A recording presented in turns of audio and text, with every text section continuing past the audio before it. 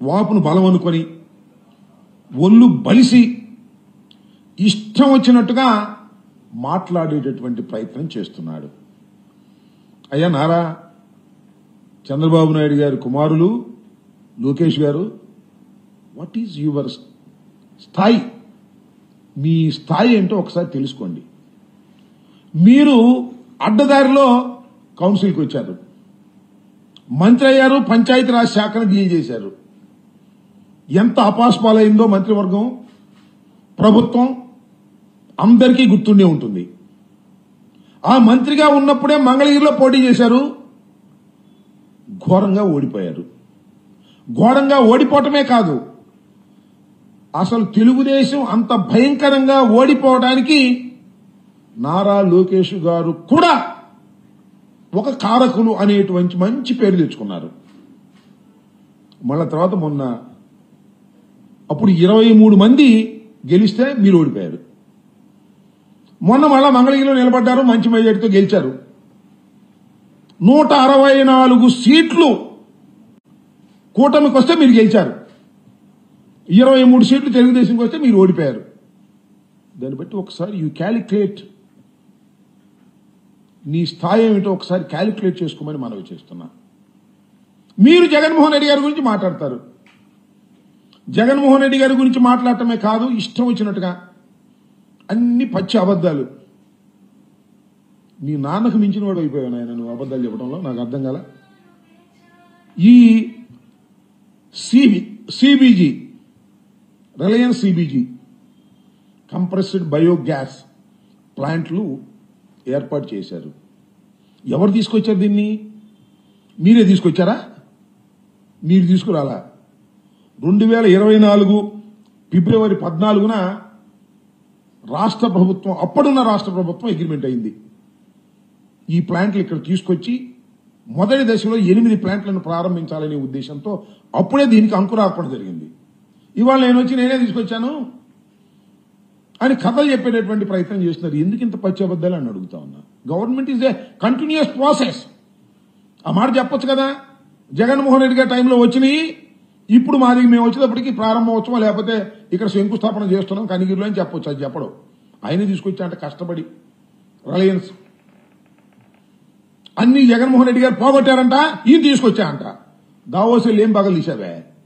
ఒకటి కూడా రాలేదు కదా. జగన్మోహన్ రెడ్డి గారి టైంలో అయిన వాటినే ఇవాళ మీరు శంకుస్థాపనలు చేస్తూ మమ్మల్ని విమర్శించేటటువంటి కార్యక్రమం చేస్తున్నారు. దీన్ని అంటే అడ్డుకుంటున్నారండి. ఎవరు అడ్డుకుంటారో నాకు అర్థం కాలేదు. మీరు తీసుకొచ్చే అభివృద్ధి కార్యక్రమాలను అడ్డుకోవాల్సినటువంటి అవసరమే లేదు. అసలు మీరు ఏమైనా తీసుకొస్తే కదా అడ్డుకోవడానికి. అడ్డుకున్న వాళ్ళందరినీ రెడ్ బుక్ లో ఎక్కిచ్చేస్తాట. ఇలాంటి మాటలు మాట్లాడుతున్నారు, పిచ్చి మాటలు మాట్లాడేటువంటి ప్రయత్నం చేస్తున్నాడు నారా లోకేష్ గారు. ఏంటంటే ఆయన మాట్లాడే మాటలు చాలా దురదృష్టం. 2 సార్లు నిలబడితే ఒకసారి గెలిచాడు. What is your success rate అని అడుగుతా ఉన్నా. లోకేష్ బాబు, నీ సక్సెస్ రేట్ ఏంటి ఆయన? 2 సార్లు నిలబడితే ఒకసారి గెలిచావు. నువ్వు ఎవరి గురించి మాట్లాడుతున్నావు? వైఎస్ జగన్మోహన్ రెడ్డి గురించి మాట్లాడుతున్నావు. ఓటమి ఎరుగని వీరుడుగా ఉన్నటువంటి జగన్మోహన్ రెడ్డి గురించి మాట్లాడుతున్నావు. తండ్రి చనిపోయిన తర్వాత పార్టీ పెట్టి పార్టీని సక్సెస్ఫుల్ గా నడిపించుకొని అధికారంలోకి వచ్చినటువంటి జగన్మోహన్ రెడ్డి గారి గురించి మాట్లాడుతున్నావు. జగన్మోహన్ రెడ్డి గారి గురించి మాట్లాడుతూ ఒక మాట అన్నాయండి, విజనరీకి ప్రిజనరీకి చాలా తేడా ఉంటుందండి. అట్టంటే పర్లా, విజనరీకి ప్రిజనరీకి చాలా తేడా ఉంటుందిరా భాయ్, చాలా తేడా ఉంటుందిరా భాయ్ అంటున్నాడు. అంటే డైలాగ్ చూడండి ఎంత అహంతో కూడుకున్నటువంటి డైలాగో. విజనరీ అంటే ఎవరో తెలుసా? వాళ్ళ నానంట. వాళ్ళ నాన్న విజనరీ అంట. 1994లో కంప్యూటర్ అన్నం పెడుతుందా అని అడిగారంట హైదరాబాద్ లో. ఇప్పుడు చూడండి కంప్యూటర్లు ఎంతమంది పనిచేస్తున్నారో కంప్యూటర్ టెక్నాలజీలో అంటారు. అంటే దాని అర్థం ఏంటంటే వాళ్ళ నాన్న విజనరీ అని.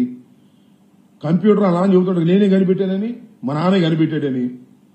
అందువల్ల ఇవాళ హైదరాబాద్ బాగుపడిందని ఈ కొడుకు చెబుతుంటే తండ్రి గురించి మనం నమ్మాలి. కంప్యూటర్ నువ్వు కనిపెట్టావా? నువ్వు విజనరీవా? అయ్యా నువ్వు విజనరీవే కాదు, ప్రిజనరీవి కూడా. 53 రోజులు రాజమండ్రి జైల్లో ఉన్నావు, అది మర్చిపోమాక. జగన్మోహన్ రెడ్డి గారిని ప్రిజనరీ అని, మీ నాన్న విజనరీ అని మాట్లాడుతున్నావు. మీ నాన్న పూడుకోవటం, జగన్మోహన్ రెడ్డి గారిని దూషించేటటువంటి కార్యక్రమం చేయటం చూస్తుంటే కోతి కొబ్బరికాయ దొరికినట్టుంది. అందుకు మించి ఏమీ లేదు. కింద వేసుకోవడం, పైన వేసుకోవడం, కొట్టుకోవడం. నీకు అవగాహన లేదు. ఏదో చంద్రబాబు నాయుడు గారి కుమారుడుగా ఉన్నావు కాబట్టి అందరూ నిన్ను గౌరవిస్తున్నట్టుగా నటిస్తున్నారు. ఒకసారి అసలు నీ మంత్రివర్గ సభ్యులు, నీ తోటి వారు ఏమనుకుంటున్నారో తెలుసుకో. నీ గొప్పతనాన్ని గురించి, నీ అజ్ఞానాన్ని గురించి, నీ అసమర్థత గురించి రహస్యంగా ఏమనుకుంటున్నారో తెలుసుకునే శక్తి ఉంటే కొద్దిగా నీకు జ్ఞానోదయం అయింది. ఏదో నీ ముందుకు వచ్చినప్పుడు నమస్కారాలు పెడతారు, శభాష్ అంటారు. ఎందుకంటే మీ నాన్నగారు నువ్వు చెబితే తప్ప సంతకం పెట్టటల్లా, నువ్వు చెబితే తప్ప మంత్రి ఎవరికి ఇవ్వటల్లా, నువ్వు చెబితే తప్ప ఎవరికి పదవి ఇవ్వటల్లా. అందువల్ల నీ చుట్టూ తిరిగి భజన చేసే కార్యక్రమం చేస్తున్నారు కాబట్టి ఆ భజన అంతా నిజం అనుకుని కళ్ళు నెత్తికెక్కి ఇష్టం వచ్చినట్టుగా మాట్లాడటం సమంజసం కాదు అని మనవి చేస్తున్నాం. అంతేకాదు మళ్ళా అంటాడు, రెడ్ బుక్ గురించి మాట్లాడతా.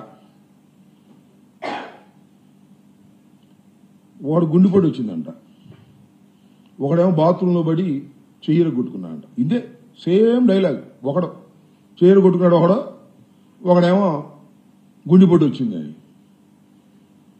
వాళ్ళు ఆపదలో ఉన్నారు. ఒకరు బాత్రూంలో పడి చెయ్యి ఇరిగిపోయింది అనుకోండి, ఒక ఆయనకేమో నిజంగానే గుండెపోటు వచ్చింది, ఆపరేషన్ కూడా చేయించారు. ఈ రెడ్ బుక్ చూసి వచ్చిందంట. ఇవాళ రాష్ట్రంలో ఉండి కింద పడిపోయిన వాళ్ళు లేదా గుండెపోటు వచ్చిన వాళ్ళు నీ రెడ్ బుక్ చూసి వచ్చినట్ట. నాకు అర్థం కాలేదు. నాకు అర్థం కాక అడుగుతా ఉన్నా, ఏం మాటలు ఇవి?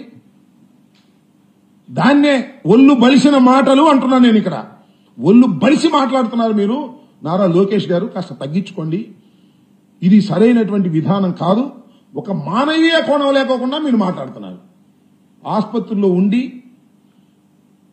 గుండెపోటు వచ్చి ఎవరికైనా వస్తుంది, రేపు నీకు వస్తుంది, ఎల్లుండి నాకు వస్తుంది. ఎవరు చెప్తాడు గుండెపోటు?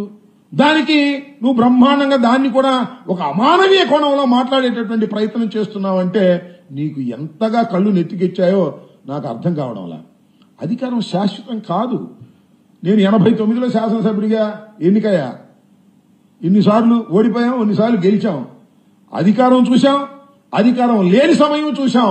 కానీ నువ్వు మాత్రం అధికారాన్ని చూసి ఏదో వికటాట్టహాసం చేసేటటువంటి కార్యక్రమాలు దయచేసి చెయ్యవద్దు నారా లోకేష్ గారు అని మనవి చేస్తున్నారు. దమ్ముంటే తీసుకురా స్వామి, మంచి మంచి కంపెనీలు తీసుకురా. దావోసెలు తీసుకురా అంటే దావోసెల్ని ఉట్టి చేలతో వచ్చారు నాన్న బాబు కొడుకులు ఇద్దరును. ఇవాళ జగన్మోహన్ రెడ్డి గారి గురించి మాట్లాడేటువంటి ప్రయత్నం చేస్తున్నారు. ఇంకో మాట అంటున్నాడు జగన్మోహన్ రెడ్డి గారు అంట, నేను ఎవరితో మాట్లాడ్డంట, కార్యకర్తలు కూడా కలవడంట. అయ్యా, పులివెందుల్లో రాజశేఖర్ గారి కుటుంబం ఓడిపోయిన సందర్భం లేదని మనం చేస్తున్నా. జగన్మోహన్ రెడ్డి గారు కార్యకర్తలతో కలవడట, ఈయన మాత్రం రోజు కార్యకర్తలు కలుస్తాడు. అసలు నేను ఒక మాట చెబుతున్నానయ్యా, అసలు జగన్మోహన్ రెడ్డి గారు రాష్ట్రంలో ఉన్నటువంటి అన్ని ప్రాంతాలకు తిరగటం మొదలెడితే అసలు మీరు సెక్యూరిటీనే కల్పించలేదు. అంత ప్రజాదరణతో ముందుకు వెళ్లేటటువంటి వ్యక్తి జగన్మోహన్ రెడ్డి గారు. మొన్న మిర్చి యార్డుకి వస్తే సెక్యూరిటీ తీశారే మీరు. ఇవాళ చెబుతున్నాడు పవన్ కళ్యాణ్ గారి కన్నా ఎక్కువ సెక్యూరిటీ ఉందంట. మొన్న మిర్చి యార్డు దగ్గరికి మిర్చి రైతుల్ని పరామర్శించడానికి వస్తే పక్కన విత్డ్రా చేసుకున్నారండి సెక్యూరిటీని. జగన్మోహన్ రెడ్డి గారు, నేను మనవి చేస్తున్నా, ఇప్పటికి 10 మాసాలు అయిపోయింది, ఓటమి పాలై మేము. మాకు 11 సీట్లు మాత్రమే వచ్చాయి. ఇది వాస్తవం. అది కనుకొట్టో మాయో ప్రజల నిర్ణయమో అది వేరే విషయం. ప్రజల్లోకి వెళ్లడం మొదలెడితే జగన్మోహన్ రెడ్డి గారు మీరు చేస్తున్నటువంటి దుర్మార్గాలు, అన్యాయాలు, అక్రమాల వల్ల ఏ విధమైన ప్రజాదరణ పెరుగుతుందో ఒకసారి చూడండి. ఈ ఎండమామిని చూసి దాహం వేసి పరిగెత్తారయ్యా. మీరిచ్చినటువంటి హామీలు నిజమనుకొని భ్రమించి మీకు ఓట్లు వేశారు.